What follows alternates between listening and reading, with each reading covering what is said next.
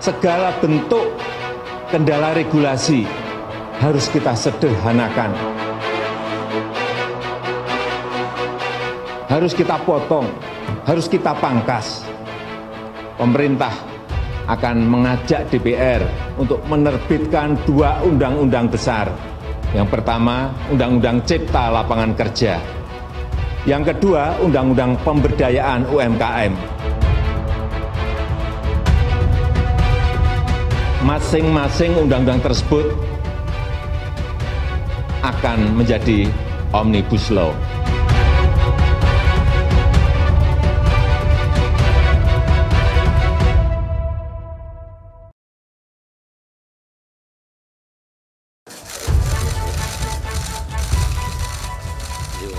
Mendongkrak investasi adalah suatu hal yang sedang gencar disasar pemerintahan Joko Widodo Ma'ruf Amin. Presiden Jokowi sendiri telah berulang kali menegaskan akan menghapus sejumlah regulasi yang bersifat menghambat investasi di tanah air demi mewujudkan perekonomian yang tangguh. Hal ini diungkapkan oleh mantan wali kota Surakarta tersebut dalam banyak pertemuan sejak pidato pertamanya sebagai Presiden RI periode 2019 hingga 2024. Badan Pusat Statistik BPS mencatat pertumbuhan ekonomi Indonesia untuk kuartal 2 2019 hanya 5,05%. Ditambah realisasi pertumbuhan ekonomi pada kuartal 2 2019 yang melambat dibandingkan dengan periode yang sama pada tahun sebelumnya yang masih bisa mencapai 5,27%. Ekonomi seret itu diduga tak terlepas dari aliran investasi yang macet pada akhir-akhir ini. Investasi memang menjadi salah satu unsur penting untuk menopang perekonomian sebuah negara. Pemerintah pun sekarang harus mengerahkan segala siasat jitunya untuk menggenjot transformasi ekonomi domestik. Salah satu cara yang dipilih ialah menggodok sebuah konsep hukum perundang-undangan yang disebut Omnibus Law atau Undang-Undang Omnibus yang kini masih dalam tahap rancangan undang-undang.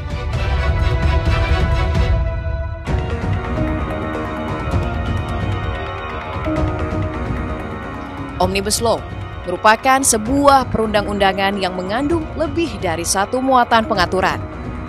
Undang-undang Omnibus dimaksudkan untuk mengamandemen, memangkas, dan atau mencabut sejumlah undang-undang lain yang telah diterbitkan sebelumnya.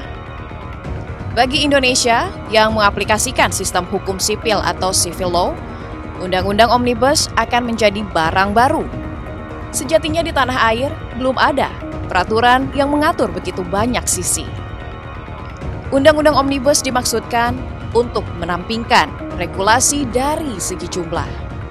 Selain itu, undang-undang ini juga menyederhanakan banyak peraturan agar lebih tepat sasaran. Idealnya, tidak hanya penyederhanaan dari segi jumlah, tapi juga dari segi konsistensi dan kerapihan pengaturan.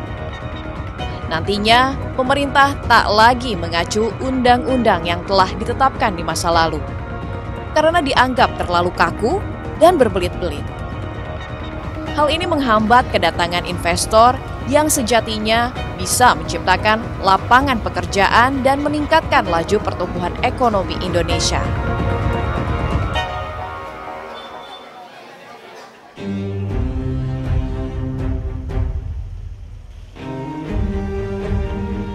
...79 undang-undang dan 1.244 pasal akan direvisi sekaligus, termasuk UU Nomor 13 Tahun 2003 tentang Ketenagakerjaan. Sementara itu, ada 4 klaster RUU Omnibus yang sudah dibahas di Dewan Perwakilan Rakyat RI pada Januari 2020, yaitu RUU Cipta Kerja, RUU Perpajakan, RUU Kefarmasian, dan RUU Ibu Kota Negara. 2 di antaranya bahkan sudah masuk dalam tahap pengajuan menjadi undang-undang pada 12 Februari 2020, yakni RUU Cipta Kerja dan RUU Perpajakan. Pengajuan kedua RUU tersebut menjadi yang utama, sebab dianggap mampu memperkuat perekonomian nasional melalui perbaikan ekosistem investasi dan daya saing Indonesia, khususnya dalam menghadapi ketidakpastian dan perlambatan ekonomi global.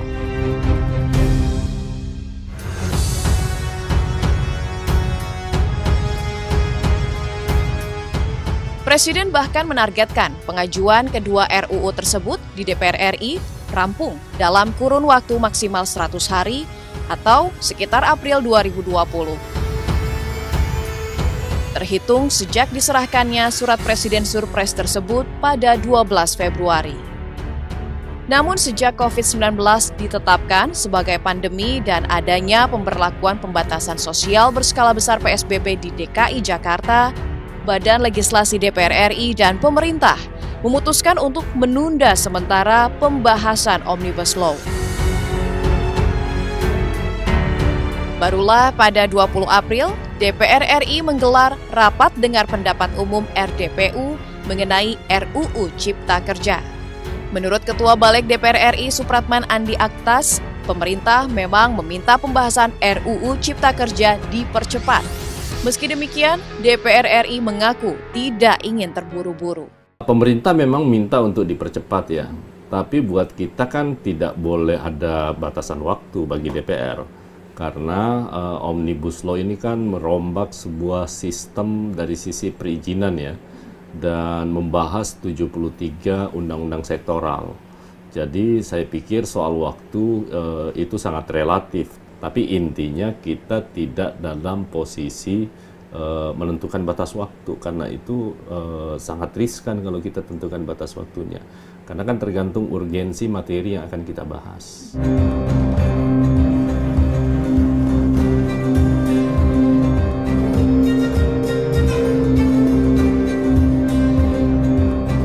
Pemerintah dan DPR RI telah sepakat menunda pembahasan untuk klaster ketenaga kerjaan sehingga akan ada lebih banyak waktu untuk mendalami substansi yang dimuat di dalamnya.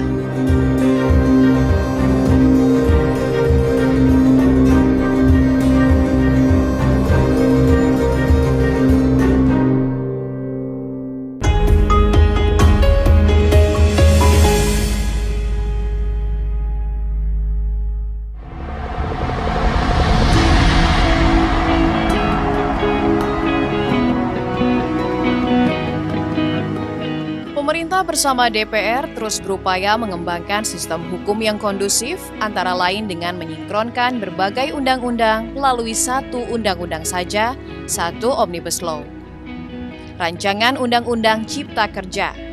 Tujuan diusulkannya RUU ini adalah menciptakan lapangan kerja baru bagi rakyat Indonesia dengan membangun iklim investasi yang sehat, industri yang kuat, dan mendorong partisipasi UMKM, sehingga dapat mendorong pertumbuhan ekonomi.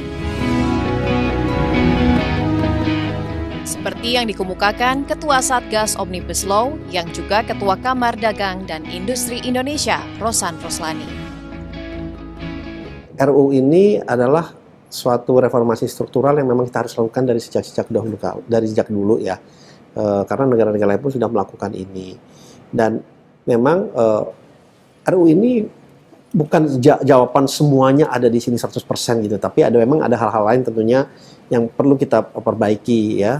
Tapi di dalam sini sudah memuat hampir sebagian besar yang merupakan kendala atau masalah yang selama ini mungkin membuat investasi, penciptaan lapangan pekerjaan baik di dalam negeri maupun investor luar yang merasa adalah adanya hambatan. Jadi hambatan-hambatan ini baik dari soal perizinan, produktivitas, birokrasi, kepastian hukum,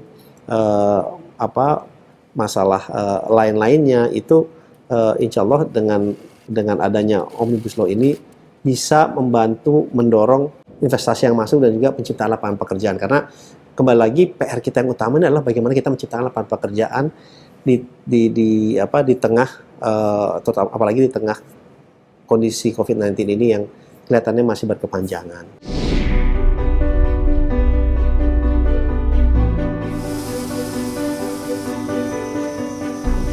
Pada akhir tahun 2019, dalam laporan kemudahan berbisnis atau Ease of Doing Business yang dirilis Bank Dunia, tercatat Indonesia telah mengalami sejumlah kemajuan terkait kemudahan berbisnisnya.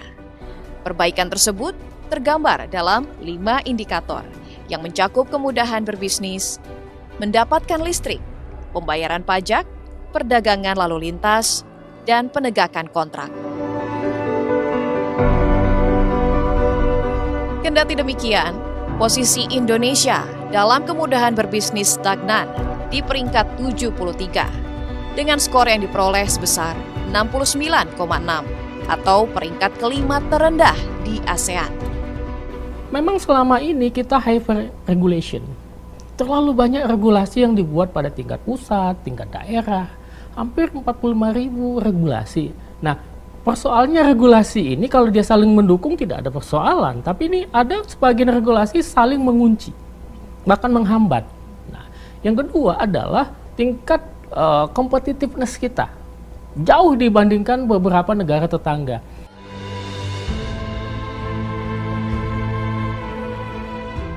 RUU Cipta Kerja atau disingkat RUU Ciptaker dinilai menjadi kunci untuk meningkatkan pertumbuhan ekonomi. Pada 12 Februari 2020, draft RUU Ciptaker akhirnya diserahkan pemerintah kepada DPR RI. Draft tersebut berisi aturan-aturan yang mendukung terbukanya lapangan kerja, terciptanya kebijakan-kebijakan strategis dalam menghadapi situasi ekonomi global yang penuh ketidakpastian.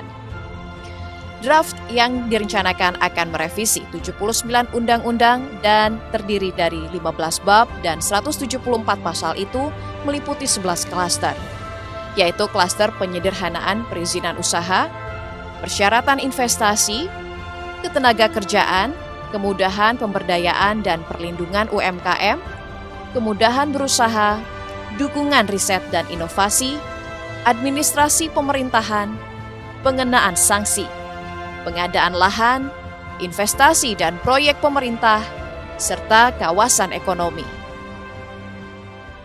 Nah, bagaimana lapangan kerja itu bisa tercipta? Kan sumbernya jelas, ada investasi. Ada yang dilakukan melalui UMKM, koperasi, ada yang dilakukan oleh pemerintah. Nah, ini yang kita inginkan. Nah, kalau lapangan kerjanya tersedia melalui 3 sumber tadi, maka otomatis perekonomian kita akan berjalan sehingga target pertumbuhan kita tercapai. Kalau target pertumbuhan tercapai, multiplier efeknya tadi kan mulai lagi berjalan nih. Pendapatan, konsumsi meningkat, pajak naik. Nah, kalau pajak naik kan nanti pemerintah punya uang yang cukup untuk membangun infrastruktur, penyediaan kesehatan, dan lain sebagainya. Jadi pencapaian yang kita inginkan adalah bagaimana lapangan kerja tersedia dengan segera untuk masyarakat Indonesia, sehingga kegiatan ekonomi akan berjalan. Nah, sehingga negara dapat menjalankan fungsi-fungsinya sebagaimana Undang-Undang Dasar 45 menyediakan lapangan kerja yang layak buat masyarakat. Omnibus Law, RUU Ciptaker yang diusulkan pemerintah dalam beberapa waktu terakhir sempat menjadi pembicaraan hangat di kalangan masyarakat, bahkan mendapatkan penolakan. Serikat buruh misalnya, ramai-ramai menyatakan penolakannya. Dari pelibatan dalam proses perancangan hingga substansi yang diperdebatkan. Dari ribuan pasal yang terdapat dalam 11 klaster tersebut, persoalan ketenaga kerjaan memang paling ramai diprotes oleh serikat pekerja di berbagai daerah.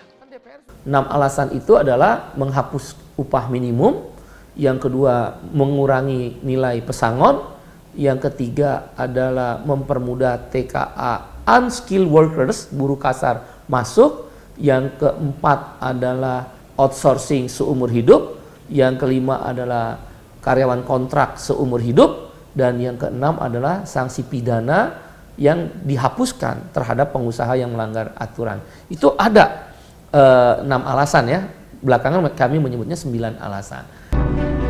Pro dan kontra tanggapi RUU Cipta Kerja.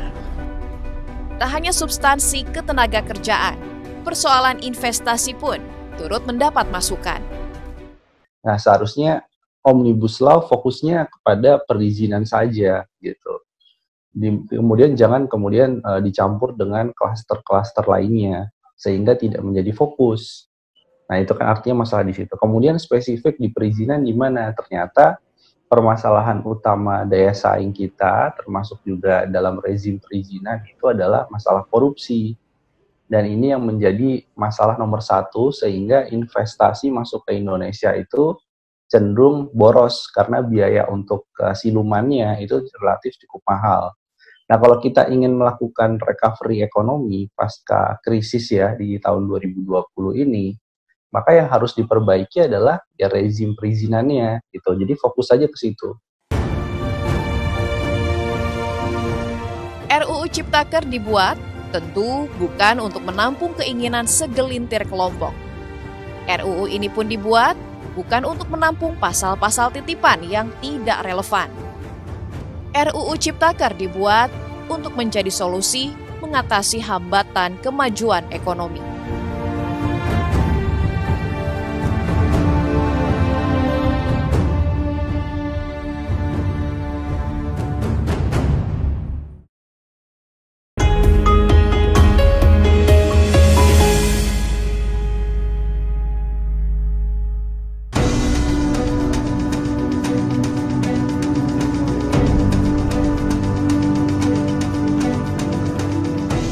Rancangan Undang-Undang Ketentuan Umum dan Tata Cara Perpajakan atau RUU KUP menjadi satu dari sekian banyak janji pemerintah dalam mereformasi perpajakan jilid 3 yang berlangsung sejak 2017 hingga 2020. Direktorat Jenderal Pajak Kementerian Keuangan menilai tujuan pengajuan RUU ini sudah sejalan dengan niat pemerintahan Presiden Jokowi untuk meningkatkan investasi dan mendongkrak dunia usaha di tanah air, yang juga dimaksudkan untuk memperkuat perekonomian dalam negeri. Ketua Balik DPR RI Supratman Andi Aktas merinci draft RUU yang sudah diserahkan oleh Presiden ke Dewan yang berisi 6 pilar utama. Pertama, meningkatkan pendanaan investasi. Kedua, sistem teritorial untuk penghasilan luar negeri. Ketiga, penentuan subjek pajak orang pribadi. Keempat, mendorong kepatuhan wajib pajak dan wajib pajak bayar secara sukarela. Kelima, menciptakan keadilan iklim berusaha di dalam negeri. Keenam, pengaturan fasilitas dalam RUU perpajakan. Jadi karena memang ada klaster tentang kemudahan berusaha untuk usaha kecil, mikro, kecil, dan menengah, maka itu yang kita dorong bahwa tidak boleh hanya memberi insentif fiskal itu kepada perusahaan-perusahaan yang besar. Nah, keseimbangan itulah yang kita cari. Nah, terbukti kemarin pemerintah menyatakan secara normatif akan memberikan insentif.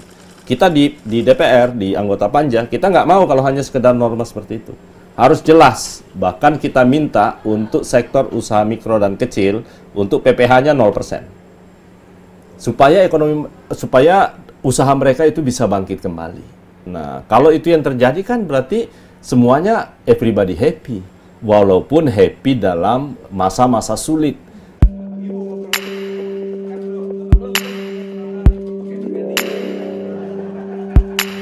Berdasarkan naskah akademik RUU Omnibus Perpajakan, terdapat 9 undang-undang yang masuk dalam pengajuan di DPR pada 12 Februari 2020. Jumlah undang-undang ini bertambah sejak pertama kali Menteri Keuangan Sri Mulyani mengumumkan Belid atau Kebijaksanaan Sapu Jagat yang semula hanya 3 UU pada akhir September 2019.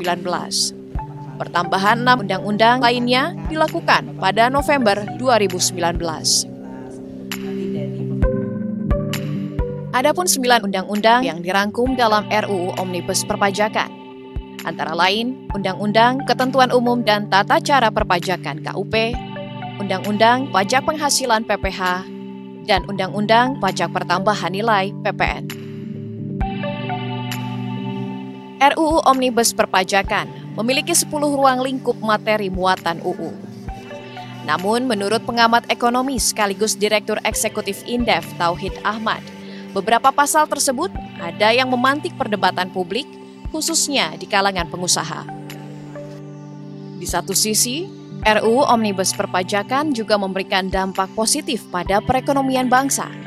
Salah satunya yaitu meningkatkan kesadaran warga negara Indonesia akan kepatuhan wajib pajak atau tax compliance. Menurutnya, kepatuhan wajib pajak di Indonesia masih terbilang rendah, yakni hanya 63%.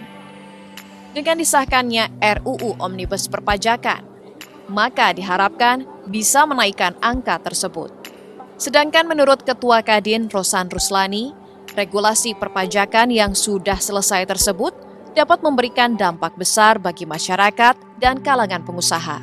Kalau ini cepat diputuskan oleh pemerintah, maka bersama DPR, maka otomatis ini bisa langsung operasional. Nah, tentu saja dampaknya, kalau saya lihat sih punya dampak ya, misalnya perbaikan sistem administrasi, otomatis masyarakat kesadarannya akan lebih meningkat.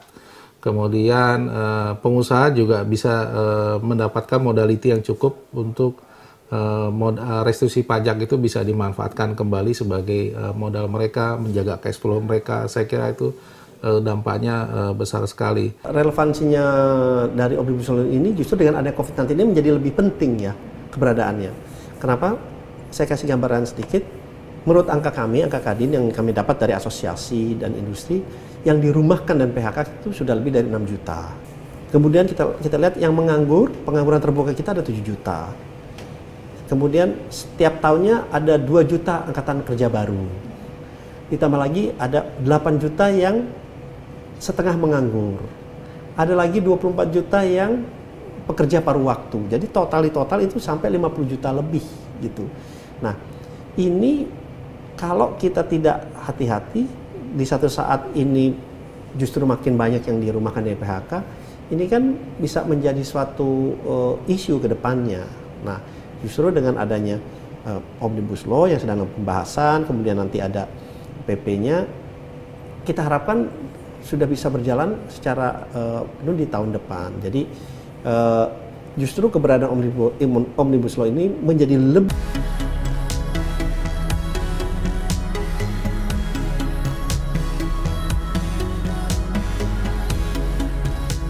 Apabila UU Omnibus Perpajakan disahkan, pemerintah akan menjadikannya sebagai serangkaian kebijakan yang diharapkan dapat memperkokoh perekonomian nasional melalui peningkatan pendanaan investasi dalam dan luar negeri. Selain itu, juga mampu menciptakan pengembangan dan pendalaman pasar keuangan, menciptakan kepastian hukum bagi subjek pajak, menjamin keberlangsungan usaha, dan mendorong kepatuhan wajib pajak secara sukarela. Omnibus Law diharapkan dapat membentuk keadilan dalam berusaha di dalam negeri, mendorong sektor prioritas skala nasional dengan memberikan kemudahan dan perlindungan bagi investor dan pelaku bisnis, pengaturan yang tak rumit dan berimbang, termasuk akselerasi investasi dan penciptaan lapangan kerja.